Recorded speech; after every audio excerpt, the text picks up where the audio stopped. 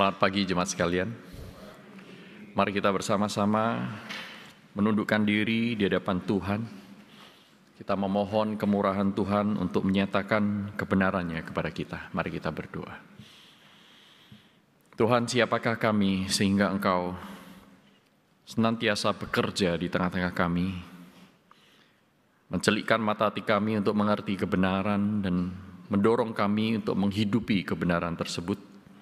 Tolong kami ya Tuhan, saat ini ketika kami beribadah pun kami boleh mengalami rahmat-Mu, kasih-Mu, kedahsyatan-Mu, keajaiban-Mu, dan juga anugerah yang limpah. Tuhan, kami rindu setiap kami boleh dipuaskan oleh kebenaran-Mu, bukan oleh yang lain. Kami rindu Tuhan sendiri berbicara kepada kami. Sertai kami semua Tuhan, murid-murid-Mu ini.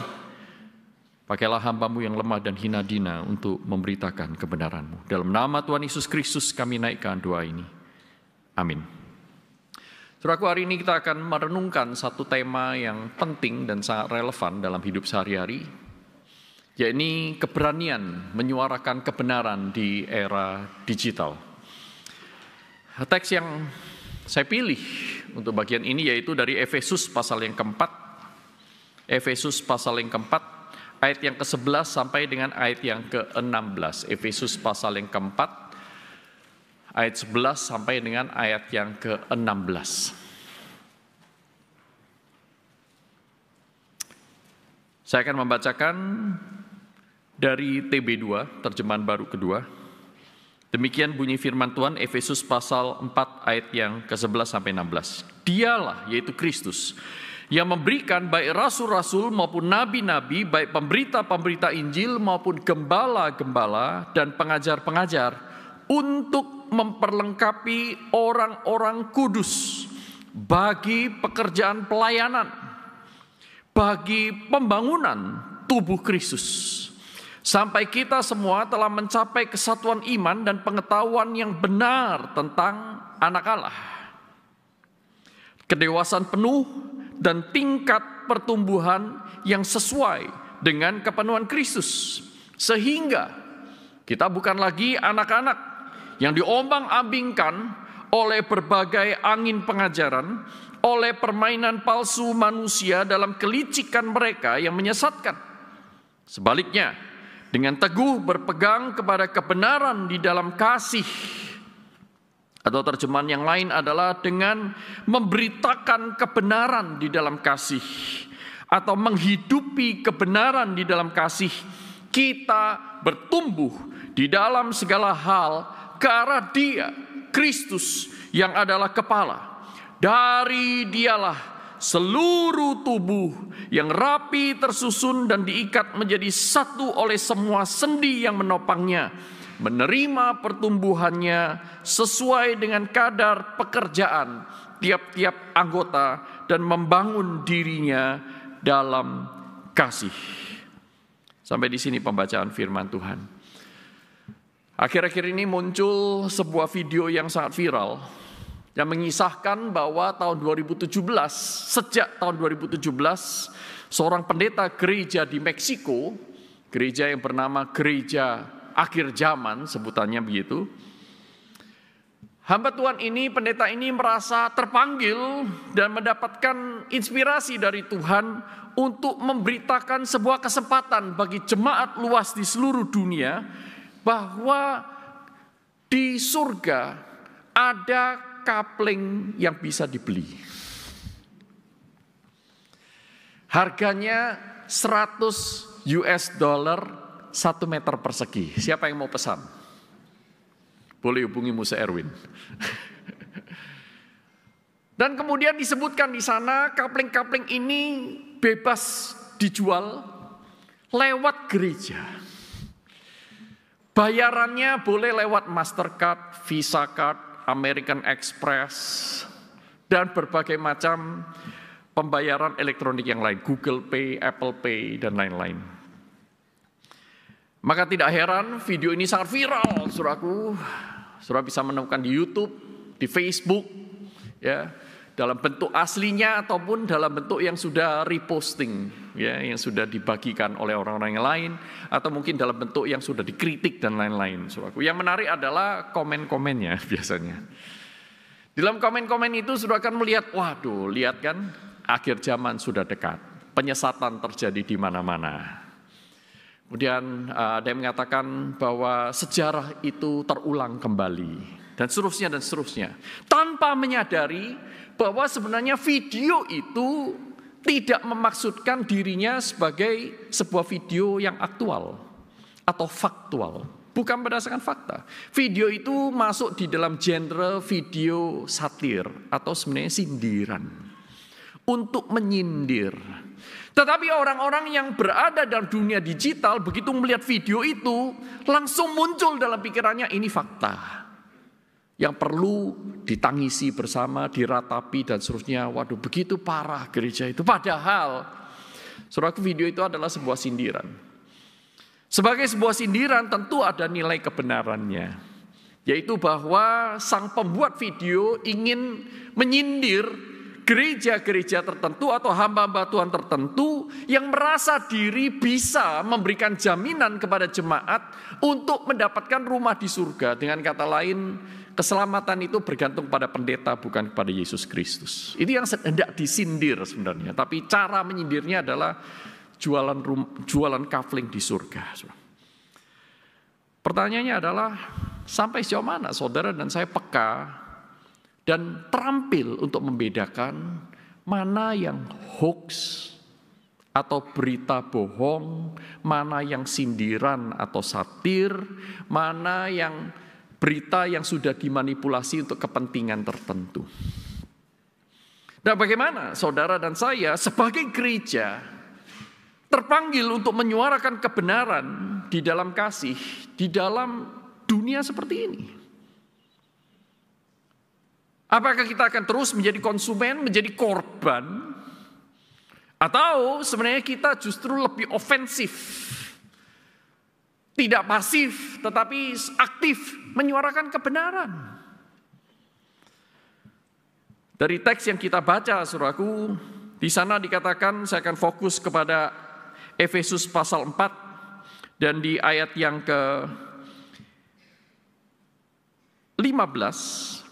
Ayat 15, sebaliknya dengan teguh berpegang kepada kebenaran, di dalam kasih kita bertumbuh dalam segala hal ke arah Dia, yaitu Kristus yang adalah kepala. Saudaraku, yang pertama saya ingin sampaikan dalam bagian firman Tuhan ini, yaitu bahwa menyuarakan kebenaran atau menghidupi kebenaran ini adalah bukan hanya panggilan saudara dan saya sebagai gereja di zaman sekarang ataupun segala macam zaman, tetapi menyuarakan kebenaran itu sendiri sebenarnya adalah wujud dari pertumbuhan rohani jemaat, wujud dari pertumbuhan rohani kita.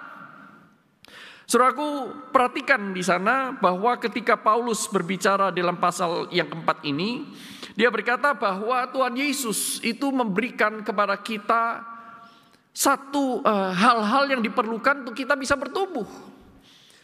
Yaitu bertumbuhnya seperti apa? Bertumbuh untuk mencapai kesatuan iman, kedewasaan penuh, dan juga pengenalan akan Allah. Sehingga melalui pertemuan itu kita dipersatukan. Lewat persatuan itu pesan Injil semakin nyata dan jelas. Masih ingat Yohanes pasal 17, Tuhan Yesus berkata, biarlah mereka menjadi satu. Seperti engkau dan aku adalah satu, seperti Bapa dan Anak adalah satu, sehingga lewat persatuan di dalam kasih ini, berita Injil yang adalah berita kasih bisa disampaikan dengan sangat lancar. Ada contohnya. Berita tanpa teladan itu kurang kuat. Ayo beli obat penumbuh rambut, tapi yang jual botak, saudara. Saudara mau percaya? Saudaraku, Tuhan punya misi untuk gerejanya, dan untuk misi ini diperlukan kesatuan. Untuk mencapai kesatuan diperlukan pertumbuhan. Untuk kita bisa bertumbuh, Tuhan memberikan karunia-karunia. Ada nabi, ada rasul, pengajar, pemberita Injil, dan Satu lagi kok jadi lupa ya. Penginjil, saudara. Ya, pemberita Injil ya. Sekali lagi supaya kita nggak lupa. APEST ya, apostles, rasul, prophets, nabi, ya. Evangelis, penginjil. Dan S itu shepherds, gembala-gembala. T, teachers, pengajar-pengajar.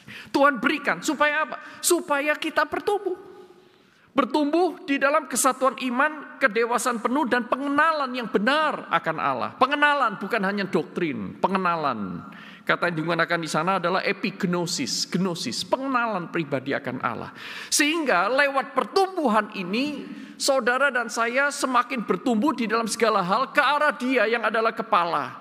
Sehingga saudara dan saya adalah gereja menjadi tubuh Kristus yang saling melayani, bahkan melayani dunia. Nah, salah satu ciri seseorang yang bertumbuh, gereja yang bertumbuh, dikatakan mereka bukan lagi anak-anak yang diombang-ambingkan oleh rupa-rupa angin pengajaran, oleh permainan palsu manusia dan kelicikan mereka yang menyesatkan. Dan ini ada di sekitar kita, saudaraku. Berita-berita hoax, berita-berita yang manipulatif, berita-berita yang berusaha membangun opini yang tidak berdasarkan fakta. Sindiran-sindiran ada di sekitar kita yang membuat kita kadang-kadang meragukan hal-hal yang benar. Dan bahkan kalau kita termakan oleh berita-berita seperti ini, saudara dan saya akan menjauh dari kebenaran. Saudaraku yang terkasih dalam Tuhan, seperti apa? Bukan lagi anak-anak yang diombang-ambingkan itu. Kata anak-anak di dalam beberapa bagian kitab suci tidak selalu berarti negatif seperti bagian ini. Tetapi beberapa bagian yang berkonotasi negatif itu mempunyai pengertian yang spesifik. Di dalam Efesus pasal 4 yang dicatat, yang ditulis oleh Paulus di kira-kira tahun 60 Masehi, saudaraku. Ini artinya bahwa anak-anak itu mudah diombang-ambingkan, mudah ragu, mudah ikut, mudah terseret ke dalam arus. Dalam Galatia pasal 4 ayat yang ketiga, ini kira-kira 5 tahun sebelum, 5 atau 10 tahun sebelum Paulus menulis Efesus, Paulus juga menggunakan kata anak-anak ini. Saudaraku, dalam Galatia pasal 4 ayat yang ketiga, dikatakan bahwa anak-anak yang disebut dengan anak-anak itu adalah orang-orang yang takluk kepada roh-roh dunia. Orang-orang yang takluk kepada pikiran-pikiran dunia, cara berpikirnya masih duniawi. 1 Korintus pasal 3 ayat 1 juga menunjukkan bahwa anak-anak yang dimaksud dalam pengertian negatif itu adalah manusia-manusia duniawi. Manusia-manusia yang masih berpikir seperti dunia. Orang-orang seperti ini tidak bisa menerima makanan yang keras. Sukanya hal-hal yang menyenangkan hati. Masih anak-anak. Saudara tidak akan minta anak Anda untuk yang berusia 1 tahun untuk lari 100 meter. Belum bisa. Bisanya apa? Masih berjalan. Tidak bisa dituntut lebih daripada itu. Tetapi apakah mereka akan terus-menerus seperti itu? Nah, kita berharap kita bertumbuh. Ya. Saudara, kalau saudara membesuk, pergi visitasi, perkunjungan ke sebuah rumah, melihat satu bayi kecil ya berdiri, itu waduh lucunya. Umur berapa ini? Ini umurnya 10 bulan. Wah, pinter ya dia ya. Sudah bisa berdiri sendiri, sudah bisa berjalan beberapa langkah cukup jauh ya. Wah, luar biasa, ini sehat sekali. Setelah itu Anda berkunjung ke tempat yang lain, melihat anak-anak yang sama. Waduh, ini bagus sekali, lucu sekali anak ini ya. Usianya berapa? Yang ini 10 tahun. Tidak lucu lagi, saudaraku. Itu berarti pertumbuhannya terhambat. 10 tahun masih bisa jalan beberapa langkah. 10 tahun mestinya sudah bisa lari, bisa lompat, bisa menghitung matematika dan lain-lain, saudaraku. Nah, saudaraku, kita rindu setiap kita itu bertumbuh. Bukan terus-menerus menjadi anak-anak, saudaraku. Nah, Ibrani 5 ayat 13 ayat 14 menggunakan kata anak-anak yang sama dan menunjukkan bahwa yang dimaksud dengan anak-anak dalam konotasi negatif itu adalah mereka yang tidak memahami atau terlatih untuk membedakan mana yang baik dan mana yang jahat. Ini anak-anak. Nah, terlatih dia. Sama seperti saya tidak terlatih untuk membedakan miswa, soun, atau bihun. Satu kali waktu saya masih studi di Amerika, istri saya pesan kepada saya, tolong belikan soun. Di Amerika ini, tidak ada kata soun di Amerika, tidak ada. Tolong belikan soun. Dari rupanya kamu akan bisa tahu yang mana. Saya bingung ya, karena biasa yang saya lihat adalah versi yang sudah matang. Saya nggak pernah lihat yang aslinya ya.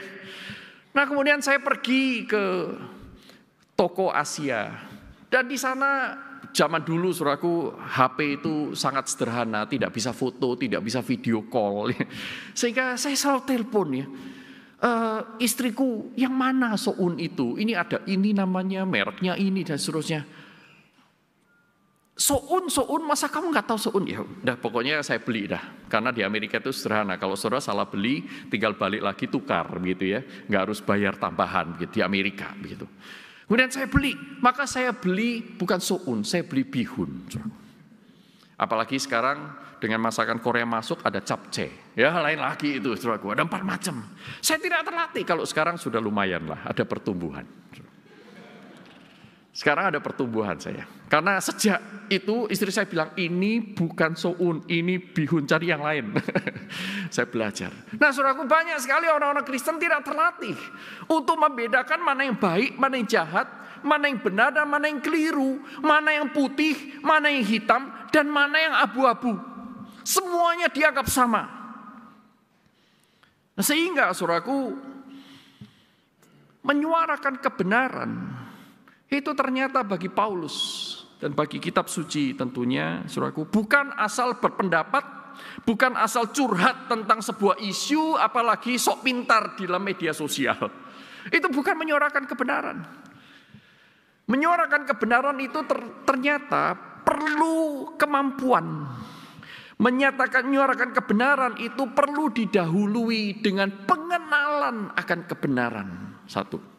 Yang kedua, perlu pengenalan akan isunya apa. Dan kemudian melihat isu ini di dalam terang kebenaran. Kebenaran itu seringkali tidak simpel, kompleks. Apalagi kebenaran tentang Allah. Allah itu besar sekali, betul? Setuju? Apa yang kita kenal tentang Allah, saudaraku, berapa persen? Dari diri Allah yang saudara dan saya kenal, coba. Ada yang mau tahu? Ada yang mau memberi jawaban? Yang berkata 50% angkat tangan? Tidak ada. Saya turunkan sedikit, 40%. Saudara kenal Allah 40%? Ada? 30? 20? Tidak laku ini lelangnya ya. 10%? Ada. Mungkin saudara dan saya itu tidak kenal Tuhan lebih daripada 0,00001%. Mungkin lebih kecil daripada itu. Sehingga mengenal kebenaran Allah, mengenal Allah di dalam seluruh kebesarannya. Waduh, saudaraku, kita ini siapa ya? Kita ini debu. Mungkin lebih kecil daripada debu dibandingkan dengan universe, alam semesta ini. Dan Allah itu melampaui alam semesta ini, dia pencipta segala sesuatu. Nah, jadi saudaraku, maka kita perlu mengenal Allah. Sekalipun pengenalan kita itu sangat terbatas, tetapi pada saat yang sama Allah yang tidak terbatas itu menyatakan dirinya di dalam Yesus Kristus. Yang oleh Yesus Kristus kita itu dipersatukan dengan Bapa, sehingga kita memperoleh yang 0,0001% itu. Dan itu pun sudah membuat hati dan jiwa kita itu bahagia. Karena kita memang diciptakan untuk hidup bersama dengan sang kebenaran. Nah, menyuarakan kebenaran bukan hanya mengenal Kristus di dalam segala kompleksitasnya itu, tapi menyuarakan kebenaran juga harus didahului dengan terlatih untuk membedakan. Albert Mohler, L. Mohler sebutannya, saudaraku, dia menyebutkan bahwa doktrin-doktrin kitab suci, doktrin-doktrin Kristen itu mempunyai ranking, mempunyai tingkat derajat yang satu dengan yang lain itu tidak sama. Ada yang namanya tingkat 1. Tingkat 1 itu artinya yang paling penting. Yang kalau tingkat 1 ini ditolak, berarti kita itu sama dengan bukan Kristen. Kristen atau enggak tergantung pada kebenaran-kebenaran doktrin yang dipegang di tingkat 1. Misalnya Allah itu Allah Tritunggal, itu tingkat 1. Kalau kita tidak percaya kepada Allah Tritunggal, oh Allah itu bukan Tritunggal, Allah itu Dwitunggal, ya. Atau Allah itu cuma 1, monarkianisme. Kalau 2 itu binitarianisme. Kita percaya trinitarianisme, ya. Nah, kalau kita itu kompromi di sini, sebenarnya kita itu bukan Kristen lagi. Yang kedua, misalnya Alkitab itu adalah firman Allah. Nah, kalau kita percaya, oh ya Alkitab itu ada yang firman Allah, ada yang bukan. Nah, kita sudah bukan Kristen lagi sebenarnya. Keselamatan ada di dalam Kristus, itu esensial. Tetapi ada yang namanya tingkat yang kedua.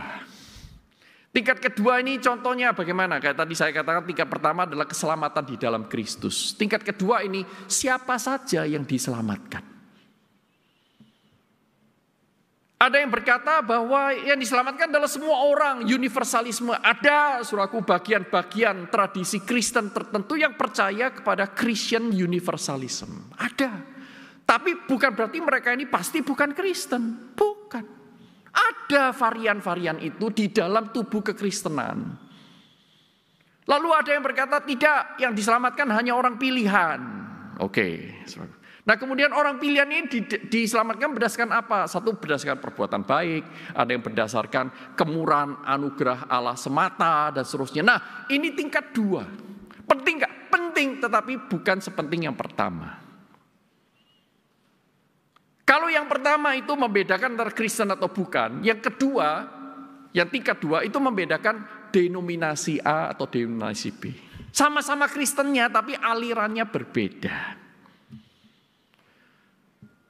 Nah, ada yang namanya tingkat 3. Tingkat 3 ini sifatnya lebih di bawah lagi, yang kurang penting lagi dibanding kedua dan yang pertama. Misalnya liturgi ibadah. Ya, liturgi ibadah itu boleh nggak pakai band atau alat musik biasa.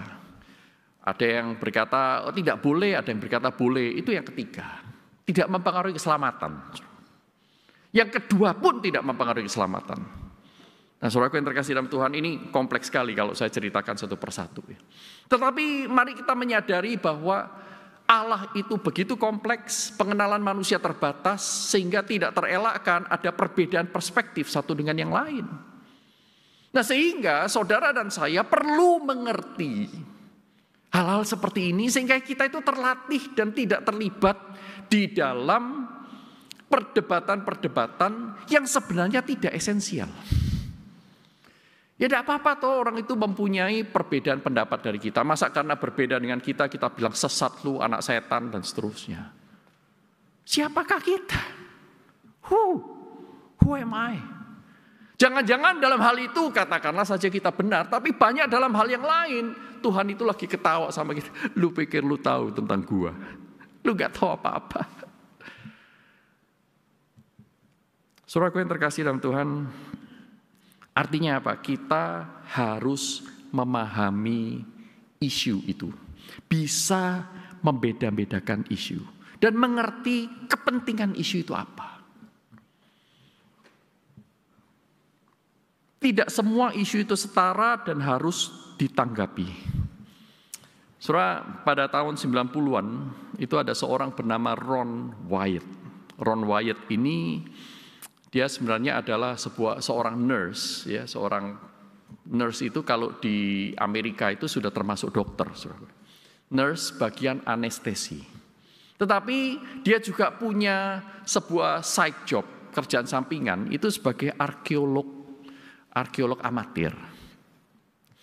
Nah, saking dia cinta Tuhan, cinta Alkitab, dia melakukan aktivitas-aktivitas arkeologi dan dia mengklaim hampir 100 penemuan dia.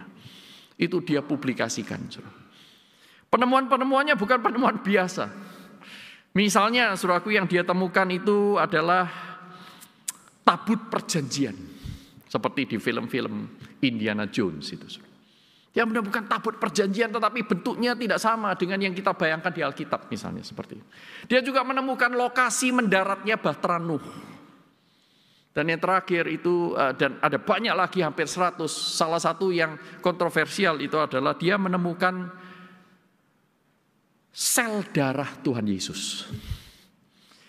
Kalau manusia biasa itu terdiri dari 46 kromosom, sel darah ini ketika dibawa ke lab di Israel itu, saudaraku, berusaha untuk di quote unquote itu diaktifkan kembali, terdiri hanya 24 kromosom, 23X, 1Y. Artinya apa? Ini kromosom dari seseorang yang tidak punya ayah. Diklaim itu adalah darah Tuhan Yesus. Dia menceritakan sambil menangis-nangis, saudara bisa lihat di YouTube ya. Kemudian orang, wah haleluya, puji Tuhan dan seterusnya.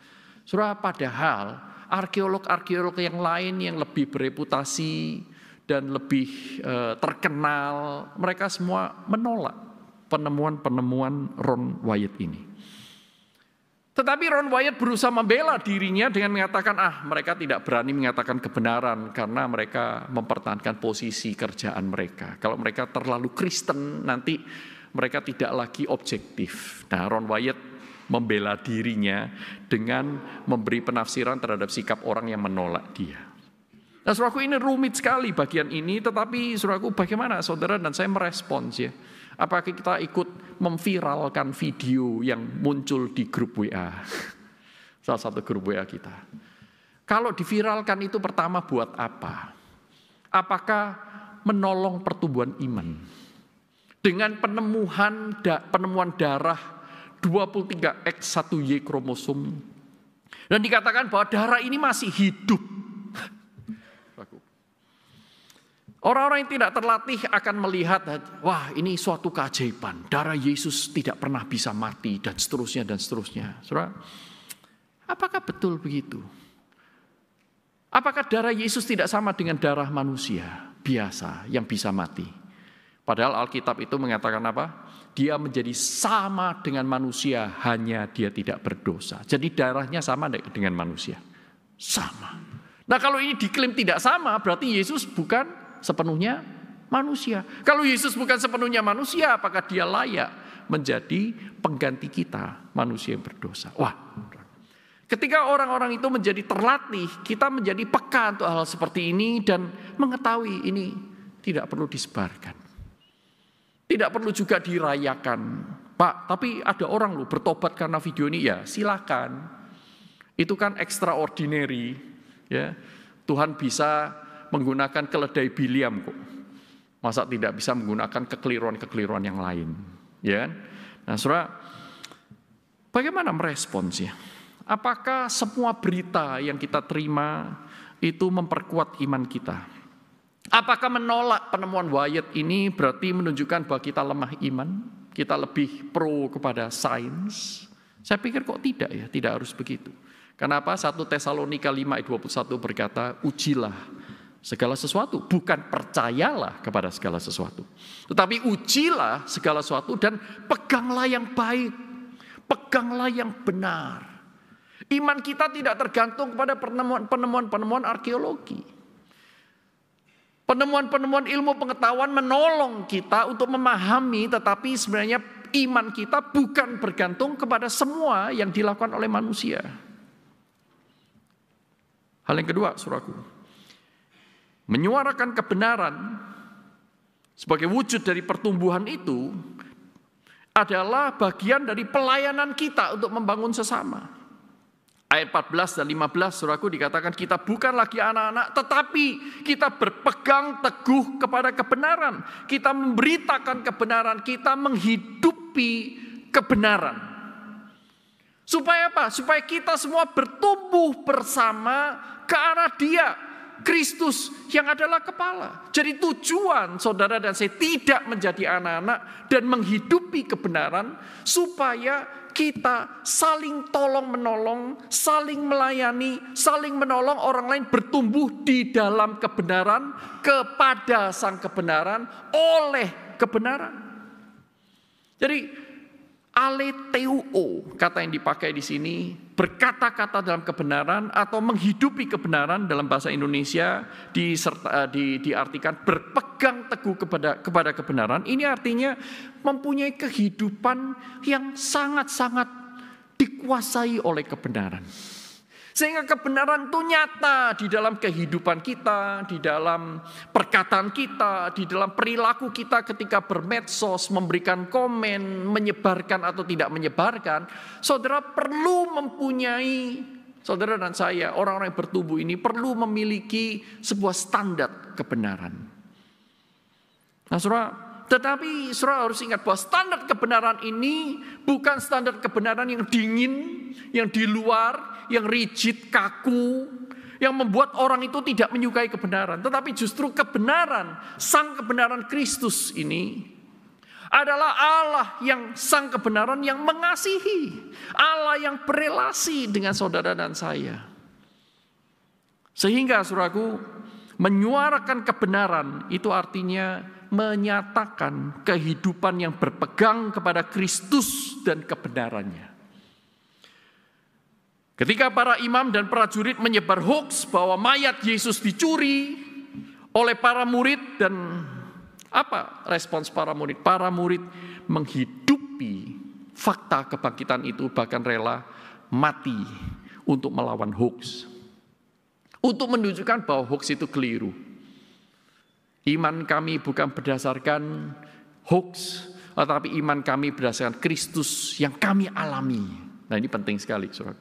Kebenaran bukan hanya untuk dibicarakan, diperdebatkan, diajarkan di kelas, di dalam kreisels bahkan, tetapi kebenaran itu untuk dialami. Sehingga ketika saudara mengalami, saudara mengenal. Bukan hanya secara teoritis, tetapi secara relasional.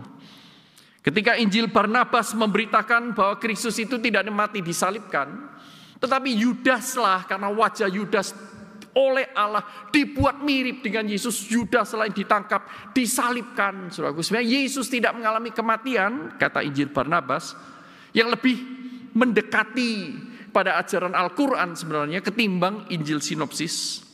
Saudaraku, murid-murid Kristus tidak otomatis langsung menolak karena mereka berbeda. Mereka meneliti. Dari mana Injil Barnabas ini? Ditulis tahun berapa? Akhirnya ketahuan ditulis di antara abad 14 dan 17. Mengenakan nama Barnabas, seorang murid di abad mula-mula. Supaya apa? Supaya mendapatkan banyak pembaca. Supaya menjadi populer. Dan itu adalah kebiasaan pada zaman itu, saudaraku. Diberikan nama yang populer supaya orang itu mau membaca dan menganggapnya sebagai kebenaran.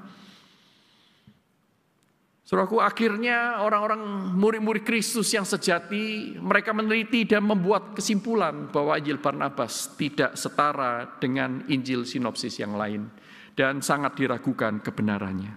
Saudaraku, menyuarakan kebenaran juga harus dilakukan di dalam kasih. Untuk pertumbuhan bersama ke arah Kristus. Menyuarakan kebenaran dalam kasih berarti membuat orang tertarik kepada sang kebenaran. Membuat orang ingin mengenal sang kebenaran yang telah mengubah saudara dan saya terlebih dulu. Apakah perilaku kita dalam medsos membuat orang tertarik kepada Kristus ketika mereka melihat kita? Kalau orang semakin enak, kalau dia yang komen, langsung clear chat, langsung hapus saja daripada nyakiti hati, toksik. Saudara dan saya harus bertobat kalau orang itu membaca postingan kita seperti itu. Tetapi mestinya, saudaraku, yang kita bagikan termasuk juga kehidupan kita, kesaksian-kesaksian hidup kita, itu berbicara tentang Kristus, sang kebenaran. Saudaraku, menghidupi kebenaran itu tidak sama dengan sekadar memperdebatkannya. Sok peduli terhadap isu-isu teologis, sok peduli tetapi tidak peduli menghidupinya. Buat apa? Orang akan melihat kita seperti air comberan. Air tapi kotor. Pinter ngomong, hidupnya gak karuan. Menyuarakan kebenaran itu berarti mencari kebenaran, bukan mengangkat diri menjadi standar kebenaran, menganggap diri paling benar. Menyuarakan kebenaran berarti saudara dan saya rendah hati, bukan tinggi hati. Menyuarakan kebenaran berarti kita menunjukkan sikap belajar, bukan sikap menghakimi. Ingin tahu, bukan sok tahu. Menghormati yang berbeda, bukan menghinanya. Bersahabat, bukan menebarkan benih-benih permusuhan.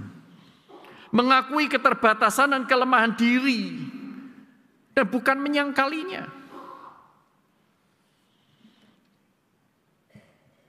Saudara coba pikirkan, siapa orang yang saudara percaya? Apakah mereka orang sempurna? Tidak, bukan. Kita percaya untuk hal tertentu kepada guru, ya, pada orang tua, pada orang-orang yang terpelajar. Apakah mereka sempurna? Tidak. Mereka ada salahnya? Ada. Tetapi kenapa saudara mau mendengarkan mereka dibanding orang lain? Karena ada relasi. Sehingga ketika kita menabur benih-benih permusuhan, sebenarnya kita sedang meruntuhkan jembatan untuk orang lain nyampe kepada kebenaran melalui kita. Yang sebenarnya bukan panggilan gereja. Panggilan gereja adalah membangun jembatan-jembatan supaya orang itu menyeberang dan mengenal kebenaran, bukan meruntuhkan lewat benih-benih permusuhan. Membangun jembatan tidak sama dengan berkompromi. Saya tidak berkata bahwa kamu benar loh. Bagaimana kok semuanya benar? Bukan. Ya, kamu punya pandangan seperti itu, kamu berpikir seperti ini, kamu punya pandangan seperti itu, kamu berpikir seperti ini, saya punya pengalaman seperti ini, berpikir seperti ini. Yuk, kita sama-sama cari di firman Tuhan. Mengakui bahwa tidak seorang pun di antara kita adalah kebenaran. Kita hanyalah murid-murid kebenaran. Tetapi problemnya adalah seperti yang dikatakan oleh pendeta Paul Gunadi berapa puluh tahun yang lalu waktu saya masih menjadi mahasiswa beliau. Beliau berkata, semua orang itu ingin benar dan dibenarkan. Tidak seorang pun ingin salah dan dipersalahkan. Maka kita cenderung untuk memilih yang pro dengan kita tanpa kita menguji dan meneliti apakah posisi kita itu benar. Karena apa? Kita ingin dianggap benar. Semua orang ingin dianggap tahu banyak, tidak mau terlihat lemah. Keraguan itu dianggap sebagai dosa, padahal keraguan itu adalah bagian dari kehidupan iman. Orang yang mempunyai iman yang sempurna tanpa keraguan, hidupnya tidak di dunia ini lagi. Saudaraku, kita menganggap diri tahu terlalu banyak, padahal kita sebenarnya tahu terlalu sedikit. Banyak orang ingin menjadi pengajar yang instan tetapi tidak mau belajar yang tekun. Banyak orang lupa bahwa kita itu bukan sang kebenaran, kita itu murid-muridnya. Banyak orang bersuara karena mau eksis menjadi influencer, ingin didengar, ingin dianggap menjadi seseorang yang hebat. Tetapi herannya mereka menjadi mute, bisu ketika orang lain ditindas. Ketika ketidakadilan terjadi, kita menjadi silent majority. Aneh sekali. Banyak orang hanya mau menjadi konsumen berkat. Pengajaran-pengajaran itu maunya disuapi. Tidak mau repot-repot, asal percaya, impulsif. Kalau diajak belajar Alkitab, nggak mau. Yang penting khotbah saja cukup. Menggali Alkitab, repot. Sudah ada orang dibayar untuk itu. Tetapi sedikit orang yang mau menjadi agen pembagi berkat bagi kebaikan orang banyak. Saudara, di tengah era digital seperti ini menyuarakan kebenaran dengan kasih, kita semakin melihat itu hal yang impossible. Menyuarakan kebenaran di dalam kasih sangat-sangat tidak mungkin untuk saudara dan saya kerjakan bersandar pada kekuatan kita sendiri. Kita butuh Tuhan memberikan anugerahnya supaya saudara dan saya bertumbuh di dalam cinta kepada kebenaran. Cinta Yesus. Hidup seperti Kristus hidup. Bertumbuh dalam segala hal ke arah Dia.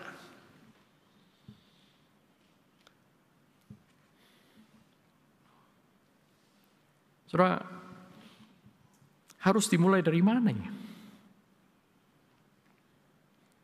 Ketika menyuarakan kebenaran dalam kasih itu membutuhkan karya Allah. Ketika menyuarakan kebenaran dalam kasih itu seharusnya menjadi strategi utama gereja untuk membawa jiwa kepada Kristus. Di tengah-tengah zaman yang tidak mengenal Kristus ini, kita harus mulai dari mana? Jawaban saya singkat. Pemuritan. Di mana orang secara lambat diajak untuk mengenal Allah, bukan hanya belajar Alkitab, tetapi bersama-sama melihat teladan dari para pemimpin, memeriksanya dengan kitab suci, bergumul bersama dalam komunitas orang percaya, komunitas tubuh Kristus, di mana anugerah Allah itu diberikan. Dan di sana kita mulai belajar satu persatu melakukan firman Tuhan, menghidupi kebenaran, maka saudara niscaya akan mempunyai kehidupan yang berbeda. Dan akan menarik orang, sekalipun mungkin kita tidak pandai bicara. Sekalipun mungkin kita tidak pandai bicara di media sosial, tidak rajin membagi-bagikan. Tetapi orang mengenal kita sebagai Kristus kecil. Jawabannya adalah slow discipleship, bukan fast discipleship. Bukan popcorn discipleship. Slow discipleship. Karena mengenal kebenaran itu perlu pengalaman, bukan hanya pengetahuan. Jadi saudaraku, siapakah kita di era digital ini? Sebagai orang yang menyuarakan kebenaran Kristus atau menyuarakan kebenaran diri sendiri, impulsif, apapun direspons, tidak berpikir panjang. Apa yang kita suarakan? Kebenaran Kristus, sang kasih itu, atau kebenaran orang Farisi? Ini sesat, ini salah, keliru, goblok, gak ngerti. Menghadirkan Kristus yang melayani atau menghadirkan egoisme diri untuk kepentingan pribadi. Mari kita berdoa.